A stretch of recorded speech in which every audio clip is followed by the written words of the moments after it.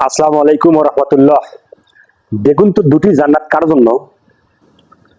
আবু দারদা রাদিয়াল্লাহু তাআলা আনহু থেকে বর্ণিত রাসূল সাল্লাল্লাহু আলাইহি ওয়াসাল্লাম মিম্বরে খুতবা দিচ্ছিলেন, এমন অবস্থায় তিনি বললেন, কোন মানুষ কোন ব্যক্তি যদি কিয়ামতের দিন আল্লাহ তাআলার সামনে যেতে ভয় পায়, তাহলে তার জন্য দুটি জান্নাত। পবিত্র কোরআন সূরা আর রহমান ৮ নম্বর ৪৬।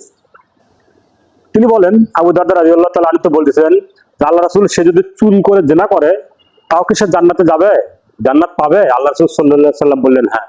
আবার আবু দারদা রাদিয়াল্লাহু তাআলা আনহু বলছেন, সে যদি চুরি করে জিনা করে তাহলে কি জান্নাত পাবেন? আল্লাহ রাসূল বললেন হ্যাঁ পাবে।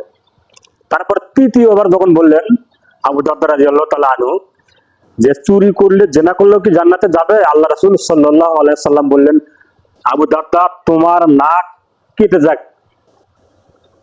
কোন ব্যক্তি যদি আল্লাহর সামনে ভয় দাঁড়ায়, ভয় করে, হিসাব নিকাশ দেওয়ার জন্য ভয়ে দাঁড়িয়ে যায়, এই ভয়টা যদি পোষণ করে তাহলে তার জন্য দুটি জান্নাত। সম্মানিত উপস্থিতি, আমাকে আপনাকে পৃথিবীতে সকল নারী পুরুষ যত জীব জন্তু আছে সবাইকে মৃত্যুবরণ করতে হবে, আল্লাহর সামনে দাঁড়াতে হবে। বিশেষ করে নারী এবং পুরুষকে, জিন এবং ইনসানকে, মানুষ এবং জিনকে আল্লাহর সামনে দাঁড়াতে হবে এবং হিসাব নিকাশ দিতে হবে। আর হিসাব নিকাশ দিতে যদি আমি আপনি ভয় পাই, ভয় করে আল্লাহর সামনে দাঁড়াতে, তাহলে আমার আপনার জন্য দুটি জান্নাত। আমি আপনি আল্লাহর সন্তুষ্টির জন্য সব ভালো কাজ করব, যে কাজ করলে আল্লাহ এবং আল্লাহ রাসূলের পদ্ধতিতে হবে, আল্লাহ এবং আল্লাহ রাসূল খুশি হবেন, রাজি হবেন। যেগুলো শরীয়তে আছে সেগুলো করতে হবে, শরীয়তে যেগুলো না সেগুলো করা যাবে না।